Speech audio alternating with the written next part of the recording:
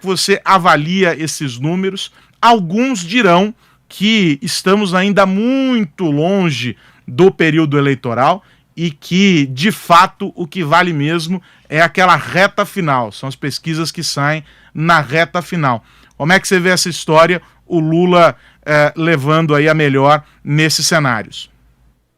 Carlos, alguns dirão isso aí que você mencionou, né, que ainda é muito cedo. Outros dirão que essas pesquisas elas não dizem nada, que são fraudadas, né, ou coisa parecida, que eu já vi muita gente falando isso. As pesquisas estão sob forte ataque neste momento, né, elas enfrentam uma crise realmente de credibilidade, mas é um instrumento que a gente tem aqui para analisar esse momento político, esse retrato aí da corrida eleitoral que nem começou. Deixando um pouquinho de lado os primeiros colocados, né?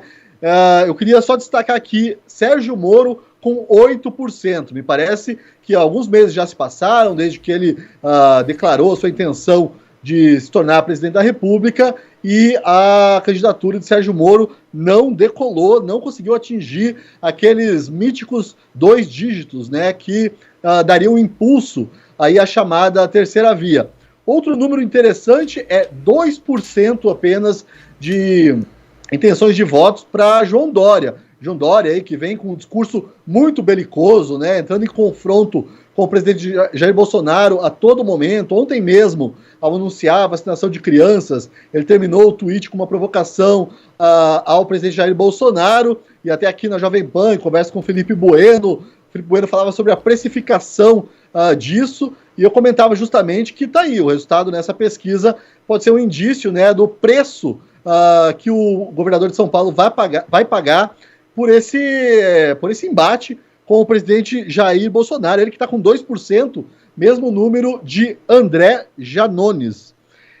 E sobre o segundo turno é que eu achei muito, muito interessante, né, que num eventual confronto aí, de se imaginar, entre Lula e Moro, os bolsonaristas, né, quem pretende votar em Bolsonaro no primeiro turno, de acordo com essa pesquisa, transfeririam ali parte dos seus votos a Lula. É um cenário aí realmente inimaginável, né, Carlos? Impensável. E eu acho que os institutos de pesquisa talvez devessem ter um pouco mais de cuidado, porque são essas discrepâncias, né, que suscitam esse tipo de dúvida com relação aos números de pesquisas. Talvez seja o momento, Carlos, de a gente abandonar essa nossa tradição até nessas pesquisas quantitativas, porque elas realmente estão muito contaminadas aí pelo debate ideológico, né, pela torcida realmente dos candidatos, e partir mais para pesquisas qualitativas, né? Porque realmente eu fiquei muito, muito curioso, eu queria conhecer, eu não conheço alguém que diga que vai votar em Bolsonaro, mas se Moro de repente for para o segundo turno contra Lula, votaria em Lula. Realmente é uma discrepância aí que eu não consigo entender.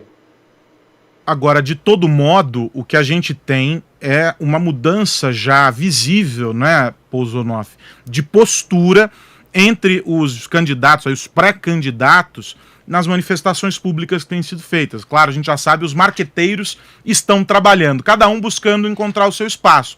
O Moro, por exemplo, resolveu mudar o alvo dele no meio desse processo. É um rearranjo. Então, nós temos aí uma nova distribuição das peças aí sobre esse tabuleiro e, claro, os candidatos não se fiam só nas pesquisas que são feitas num contexto geral, mas em pesquisas encomendadas pelas próprias campanhas, para poder entender como é que você vê essa disputa, novos alvos, nem todos querem bombardear o presidente, que teoricamente tem a máquina e é, portanto, o candidato ali mais forte. Tem o presidente Lula, que aparece bem nessas pesquisas e que tem um histórico que poderia suscitar também bons argumentos para os adversários. Ou seja, é uma reorganização. Como é que você vê essa disputa nesse momento?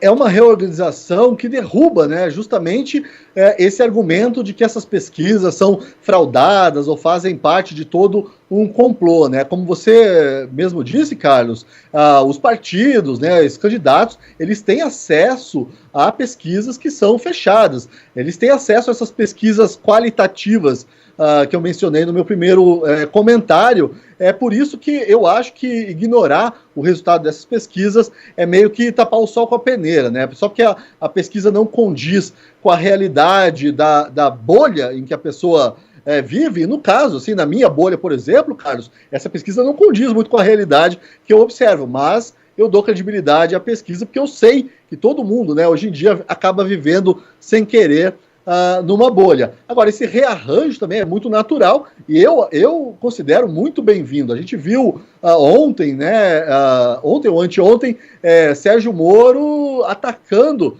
pesadamente o ex-presidente Lula. Então isso é muito bem-vindo. Eu vejo o governador de São Paulo insistindo numa estratégia errada, né, apostando tudo aí na Coronavac e também no ataque ao presidente Jair Bolsonaro. Aí a gente vê o resultado também, esses 2% de intenções de voto nessa pesquisa, mas realmente eu acredito que nos próximos meses isso tende a se intensificar e os ataques a Lula, que Lula realmente é o principal adversário, e eu diria mais, Carlos, eu diria que a maior dificuldade, né, o maior trabalho, tanto de Bolsonaro, quanto de Moro, quanto de Dória, né, Ciro não, porque Ciro tem uma relação diferente, estranha com o PT, com a esquerda, com o Lula, mas é reavivar até a memória da população, né, a população que lembra dos tempos de bonança lá do governo Lula e não entende direito como se deu aquele tempo e por que a gente vive uma crise econômica hoje em dia que é, sim, em parte, decorrente dos erros dos governos petistas. Essa é a maior dificuldade dos candidatos aí que fazem oposição ao ex-presidente Lula, que é esclarecer as pessoas de que a gente está vivendo ainda consequências dos anos de governo do PT. É isso. Deixa eu agradecer o Paulo Pousonoff, que me fez companhia aqui nesta primeira hora do Jornal da Manhã, segunda edição, nesta sexta-feira. Pousonoff, um abraço para você, um bom trabalho por aí, a gente se encontra aqui na programação da PAN.